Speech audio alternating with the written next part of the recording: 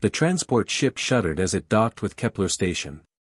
Ben Walsh pressed his scarred palm against the small window and looked out at the massive structure spinning slowly against the star field.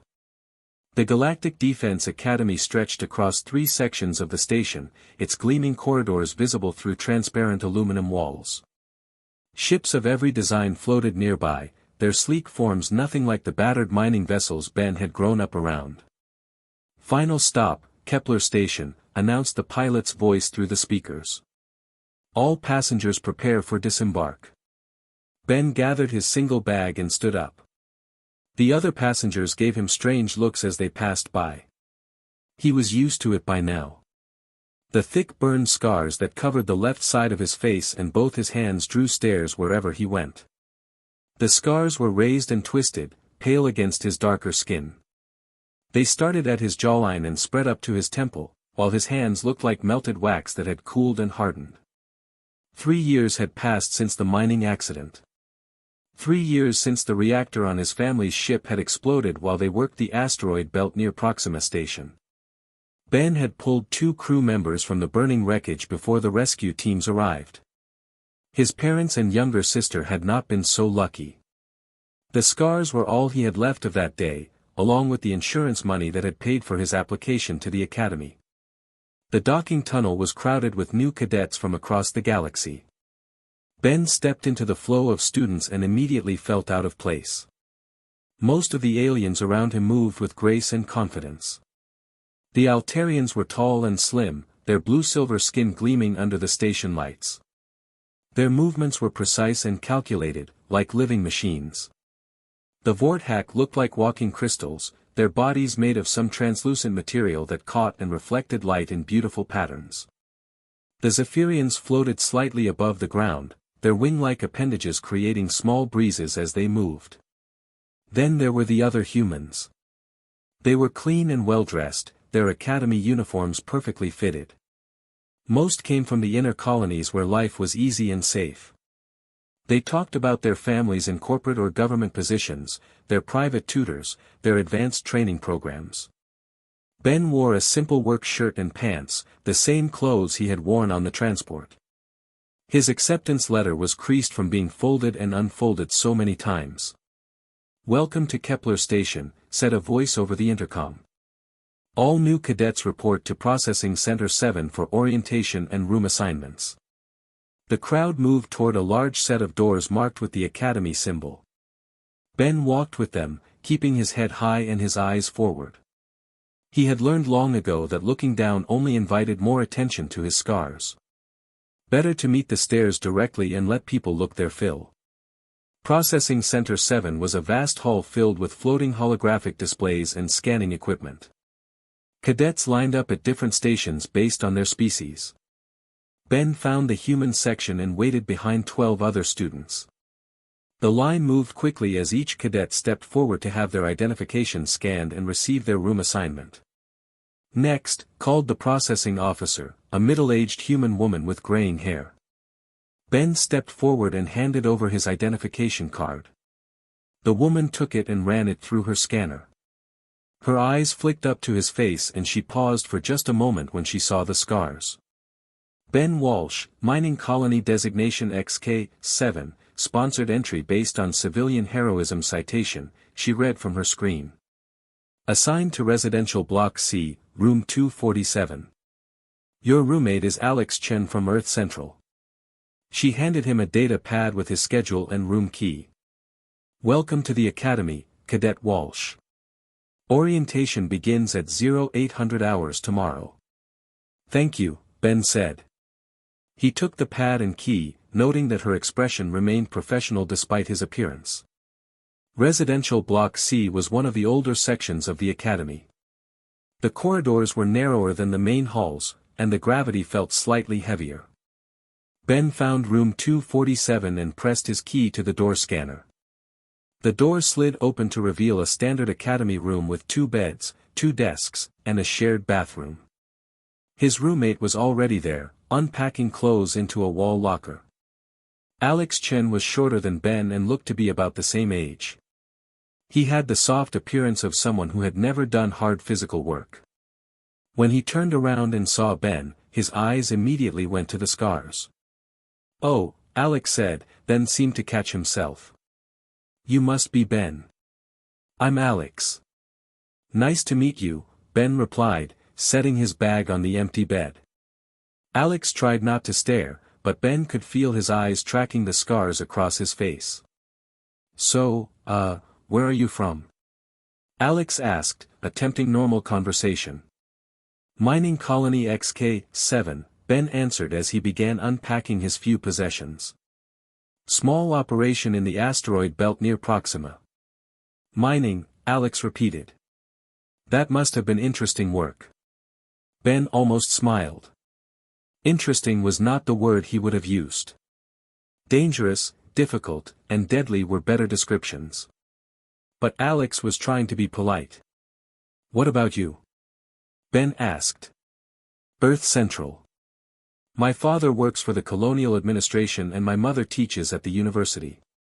They thought military service would be good experience before I enter politics." Ben nodded and continued unpacking. Everything he owned fit easily into one wall locker. Alex had enough clothes and equipment to fill 3 lockers. "How did you hear about the academy?" Alex asked. "Recruitment officer came through the colony after my application was approved," Ben said. He did not mention that the recruitment officer had seemed surprised when he met Ben in person. The man had clearly not expected someone with such visible scars. A soft chime sounded through the room speakers. "Attention new cadets," announced a voice.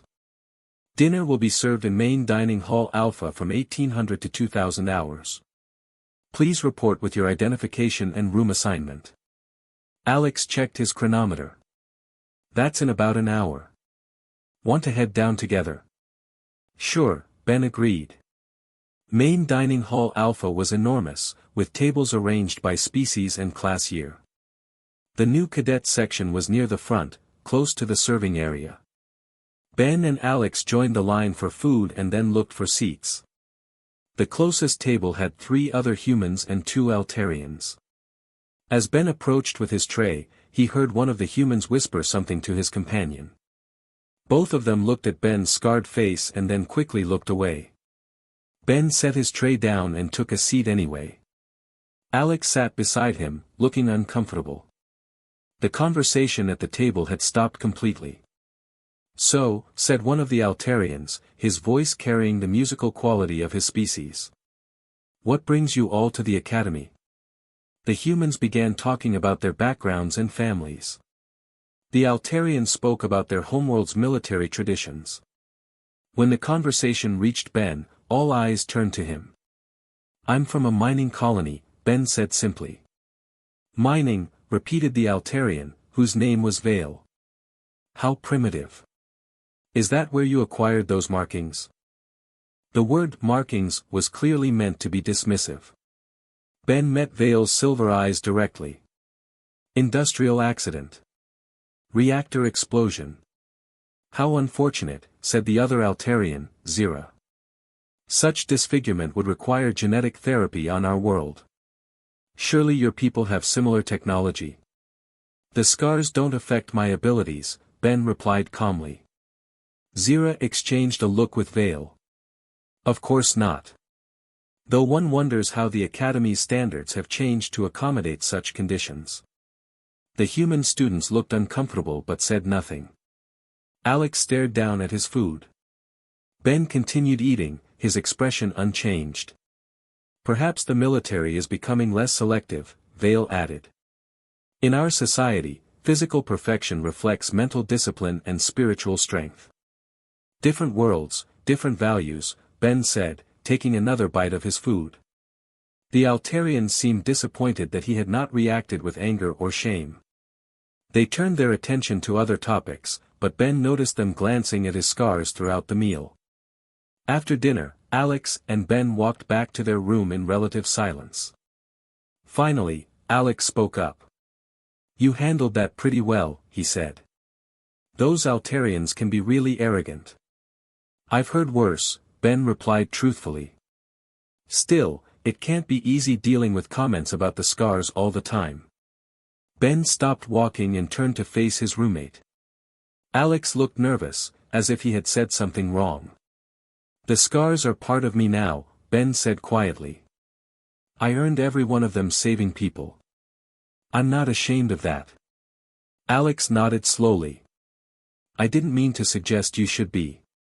I just meant that other people can be cruel about things they don't understand." "True," Ben agreed. "But their ignorance is not my problem." They reached their room and prepared for sleep. As Ben settled into his bed, he thought about the day ahead. Orientation would introduce him to the Academy's training programs and instructors. There would be physical tests, mental evaluations, and combat simulations. He had studied the Academy's requirements for months, preparing himself as best he could. The scars would draw more attention tomorrow. Other cadets would make more comments. Some would be curious, others would be cruel. But Ben had survived the explosion that killed his family. He had pulled burning people from twisted metal. He had rebuilt his life from nothing. A few thoughtless comments from pampered aliens would not break him. Ben closed his eyes and began planning for tomorrow's challenges. Whatever the Academy threw at him, he would meet it with the same steady gaze he had given Vale and Zira. He would not lower his eyes for anyone. The scars told his story. They were proof that he could face the worst the universe had to offer and still keep going. Tomorrow, he would show the Galaxy Defense Academy exactly what that meant. 3 weeks into the Academy training program, Ben Walsh had earned a reputation. Not for excellence or failure, but for something harder to define. While other cadets either excelled or struggled openly, Ben simply endured. He completed every assignment, passed every test, and never complained about the constant whispers that followed him through the corridors. The morning combat training session was held in Gymnasium 7, a massive space with adjustable gravity and holographic environments. Instructor Kane, a 7-foot-tall vorthack with crystal formations growing from his shoulders, divided the new cadets into groups based on their performance scores from the previous week. "Group Alpha," he announced, his voice resonating like musical chimes, "Vale, Zira, Marcus, Lisa, and Torres. You will train with the advanced combat simulation." Ben waited as the instructor continued calling names for groups Beta and Gamma. His name was not called until the very end. "Group Delta," Instructor Kane said, his tone suggesting disappointment. "Ben, Alex, 2 Fellner students, and 1 Centauri. You will practice basic defensive maneuvers with Training Sergeant Mills." Group Delta was clearly the remedial group. Alex shot Ben an apologetic look as they walked to the far corner of the gymnasium. The other groups received advanced weapons training and tactical simulations while Group Delta practiced simple blocking techniques with padded sticks. "Don't take it personally," said one of the Fellner students, a cat-like being named Ravi. "Kane judges everyone by first impressions." "I know," Ben replied, adjusting his grip on the practice weapon. Training Sergeant Mills, a gruff human veteran, put them through basic drills. Ben performed each movement with mechanical precision. His scarred hands might look damaged, but years of handling mining equipment had given him steady nerves and strong grip strength. While other students in his group struggled with the exercises, Ben executed them flawlessly. "Good form, Walsh," Sergeant Mills commented. "Where did you learn to handle weapons?" "Mining equipment mostly," Ben answered. "Plasma cutters, hydraulic tools, emergency repair gear." Mills nodded approvingly. "Shows. You've got the muscle memory down." Across the gymnasium, Group Alpha was using advanced simulation pods to fight holographic enemies. Their weapons fired energy bursts that left bright trails through the air. The other cadets watched their performance with admiration. "Show-offs," muttered Alex under his breath. After training, Ben headed to his next class, Starship Engineering. The instructor was Professor Dana Kim, a soft-spoken human who had designed some of the Navy's newest vessels. The classroom was filled with holographic ship models that students could manipulate to understand different systems. Ben took his usual seat in the back corner. As other students filed in, he heard the familiar whispers. That's the mining colony kid with the scars, someone said. I heard he only got in because of some sympathy vote, replied another voice. Look at his hands. How can he even operate controls properly? Ben opened his data pad and began reviewing the lesson material. Professor Kim started the class by displaying a cutaway view of a standard patrol ship. Today we'll examine power distribution systems, she announced. Who can tell me why backup generators are essential in combat situations? Several students raised their hands. Professor Kim called on Vale, the Altarian who had questioned Ben's presence at dinner. Backup systems ensure continued operation when primary power is disrupted, Vale answered smoothly. Correct. And what kind of disruption might affect primary power? Energy weapon hits, system overloads, or electromagnetic pulses, added Lisa, a human from Mars colony. Very good. Now, can anyone explain why older ships sometimes perform better than modern vessels in certain emergency situations? The class was silent for a moment. Then Ben raised his hand. Professor Kim looked surprised. Ben rarely spoke in class, though his test scores were among the highest. Yes, Cadet Walsh. Older ships use manual backup systems instead of computer automation, Ben said. If an electromagnetic pulse disables the main computers, manual systems can still function. Excellent point, Professor Kim said, her face brightening. Manual systems require more skill to operate, but they're immune to electronic warfare. This is why the Navy still maintains some older vessels in its fleet. Several students turned to look at Ben with interest rather than mockery. His mining background had given him practical knowledge that textbook learning could not provide.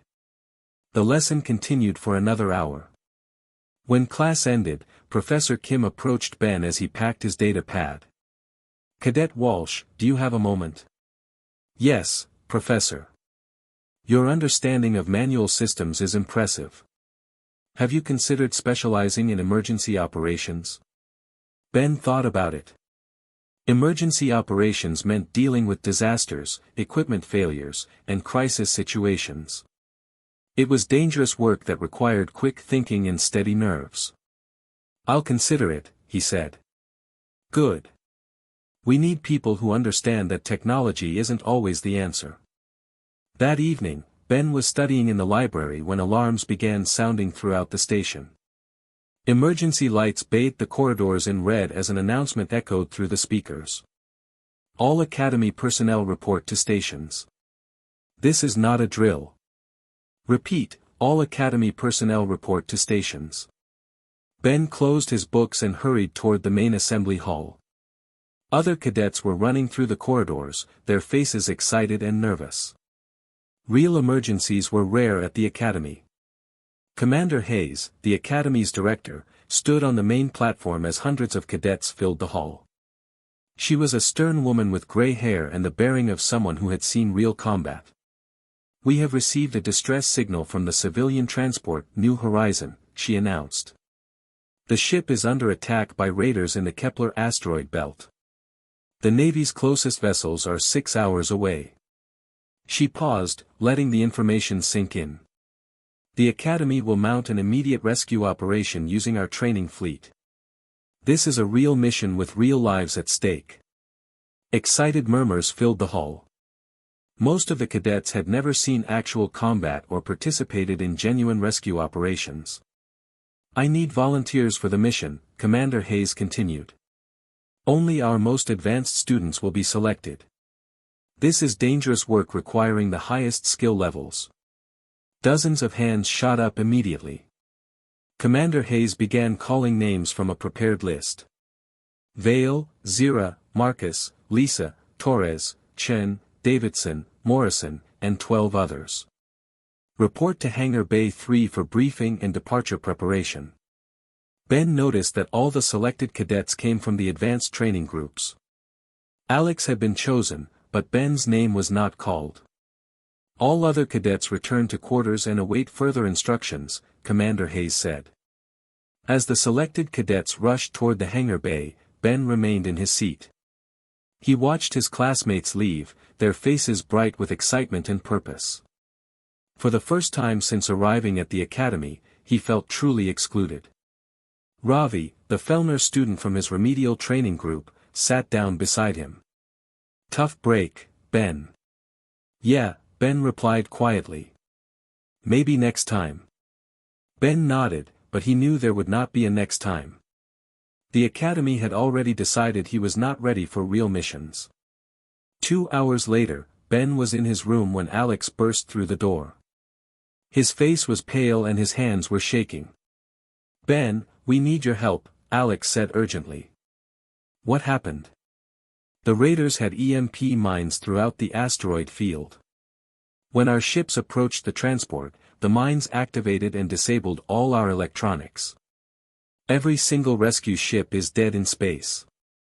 Ben stood up, his mind racing. "What about the crew?" "They're trapped in their ships, drifting through the asteroid belt. The transport is still under attack, and we can't reach them with our main vessels." Alex grabbed Ben's arm. "But there's one ship in the hangar that might still work." "What do you mean?" "An old human salvage craft called the Iron Horse. It's from the early colonial period, completely manual operation. No computers, no automation, just mechanical controls and manual navigation." Ben understood immediately. The kind of ship that miners used in dangerous areas where electronic equipment might fail. The kind of ship he had grown up working on. "Commander Hayes wants to know if you can pilot it," Alex continued. "You're the only cadet with experience on manual systems." Ben was already putting on his boots. "Tell her yes." 10 minutes later, Ben stood in Hangar Bay 7 looking at the Iron Horse. The ship was ugly and old, built for function rather than appearance. Its hull was scarred metal, and its controls were physical switches and analog gauges. It looked like every mining ship Ben had ever worked on. Commander Hayes approached him with a data pad. "Cadet Walsh, this mission is voluntary. The asteroid field is extremely dangerous, and this ship has no safety systems or emergency protocols." "Understood, Commander. The rescue ships are scattered across a 20-kilometer area. You'll need to locate each one and somehow get them to safety." She paused. "The transport, New Horizon, has 300 civilian passengers. If you can't reach them, they die." Ben looked at the old ship's control panel. Every switch and gauge was familiar to him. This was technology he understood better than any computer system. "I'll bring them home," he said simply. Commander Hayes handed him the data pad with navigation coordinates. "Good luck, Cadet." Ben climbed into the pilot's seat and began the manual startup sequence. The Iron Horse's engines rumbled to life with a deep, comforting sound. Around the hangar, dozens of cadets and instructors watched as Ben guided the old ship through the launch sequence. As the hangar doors opened to reveal the star-filled darkness of space, Ben felt something he had not experienced since arriving at the academy. This was his moment to prove that his scars represented strength, not weakness. The same steady hands that had pulled people from burning wreckage would now guide them through the asteroid belt. The Iron Horse cleared the hangar and turned toward the Kepler asteroid field. Behind him, the Academy's lights grew smaller as Ben flew toward the most important test of his life. The Kepler asteroid belt stretched before Ben like a deadly maze of spinning rock and metal debris. The Iron Horse's primitive radar screen showed dozens of contacts scattered across the field. Some were asteroids, others were the disabled Academy ships drifting helplessly through space. Ben's scarred hands moved across the manual controls with practiced ease. The ship responded to his touch like an extension of his own body. Every switch, every gauge, every vibration through the hull told him something about the vessel's condition. This was technology he understood completely. "Iron Horse to Academy Control," Ben spoke into the communication array. "Academy Control reading you, Iron Horse," came Commander Hayes's voice through the speakers. "What's your status?" "Entering the asteroid field now. I can see the EMP mine detonation sites. The electronic interference is severe, but it's not affecting my systems. Copy that. Be advised, the transport New Horizon is still under attack. Raider ships are using the asteroids for cover. Ben studied his navigation display. The rescue ships were spread across the field in a rough line, probably the formation they had been flying when the EMP mines activated. The transport was deeper in the field, closer to the mining stations where the raiders operated. Understood, Control. Beginning rescue operations. The first disabled ship was the Academy training vessel, Swift Arrow. Ben could see it tumbling slowly end over end, its pilot unable to control the rotation without computer assistance. Through the Iron Horse's viewport, he spotted the ship's pilot waving frantically from the cockpit. Ben approached carefully, using short bursts from his maneuvering thrusters to match the Swift Arrow's rotation. The process required perfect timing and spatial awareness. Modern ships use computers to calculate such maneuvers automatically, but Ben had to do it by eye and instinct. The Iron Horse's cargo bay was designed for salvage operations.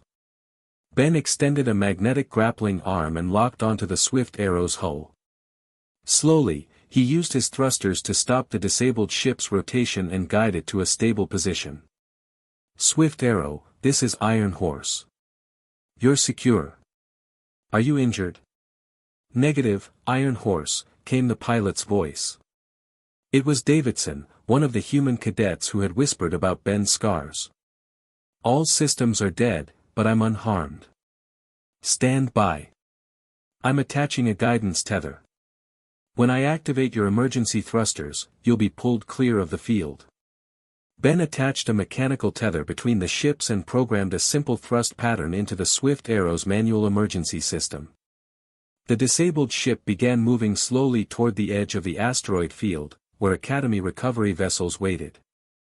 Iron Horse, this is Swift Arrow, Davidson's voice carried a new tone of respect. Thank you for the rescue. Acknowledged, Ben replied, already turning toward the next target. The second rescue was more challenging. The training ship, Star Lance, was trapped between two large asteroids that were slowly closing together. Its pilot, Marcus from Group Alpha, had been trying to escape when his systems failed. Ben studied the situation carefully. The gap between the asteroids was narrowing by several meters each minute. In 10 minutes, it would be too small for either ship to pass through safely. Star Lance, this is Iron Horse. I'm coming in to get you. Iron Horse, the gap is too narrow, Marcus replied, his voice tense with fear. Your ship won't fit through. Ben checked his calculations again. Marcus was right if they used normal approach patterns. But the Iron Horse was built for working in tight spaces. Ben had navigated asteroid fields since childhood, squeezing through gaps that automated systems would consider impossible. Trust me, Ben said simply. He angled the Iron Horse toward the closing gap and increased speed. The asteroids loomed on either side, their rocky surfaces close enough to touch. Ben's scarred hands held the controls steady as he threaded the needle between the massive rocks. The Iron Horse slipped through the gap with meters to spare. Ben quickly attached a towing cable to the Star Lance and pulled it through the opening just as the asteroids ground together behind them. Incredible flying, Marcus said over the radio. His voice carried amazement and genuine gratitude. I've never seen anyone navigate like that. Mining colony training, Ben replied. We learn to fly in tight spaces. The third rescue nearly ended in disaster. The ship, Nova Strike, was drifting toward a cluster of unstable asteroids that were breaking apart and creating a debris field. Ben could see the pilot, Lisa from Mars Colony, trying desperately to restart her engines. Ben approached the Nova Strike as chunks of rock flew past his cockpit. Some pieces were small as pebbles, others large as houses. The Iron Horse's hull rang like a bell as smaller debris bounced off the armor plating. Nova Strike, prepare for emergency extraction, Ben called out. Iron Horse, it's too dangerous. The debris field is expanding too fast. Ben could see she was right. In a few minutes, the entire area would be filled with flying rock fragments. But he also knew that Lisa's ship would be crushed if left alone. Ben activated the Iron Horse's emergency systems and diverted all power to the engines and shields. The old ship surged forward into the debris field, its reinforced hull deflecting the smaller rocks. Larger pieces required careful maneuvering to avoid. The rescue took 8 minutes of precise flying through a maze of spinning debris. When Ben finally pulled the Nova Strike clear, both ships' hulls were scarred with impact marks. "Iron Horse, that was the most amazing piece of piloting I've ever seen," Lisa said, her voice filled with awe. By now, word of Ben's rescues had spread throughout the Academy fleet. Every rescue operation was being broadcast over the emergency frequency, and cadets in the recovered ships were describing his flying skills to anyone who would listen. "Iron Horse, this is Academy Control," Commander Hayes's voice crackled through the speakers. "Outstanding work on the rescues. However, we have a critical situation developing with the transport." Ben checked his navigation display. The New Horizon was still deep in the asteroid field, and his sensors showed 3 raider ships closing on its position. "What's the transport status?" Ben asked. "They've lost main engines and life support is failing. 300 passengers including families with children. The raider ships are moving in for boarding operations." Ben felt his jaw tighten. Pirates who attacked civilian transports rarely left witnesses. If they boarded the New Horizon, everyone aboard would die. "Iron Horse proceeding to intercept," Ben announced. "Negative, Iron Horse. You have no weapons and the raiders are heavily armed. Return to the Academy immediately." Ben looked at his control panel.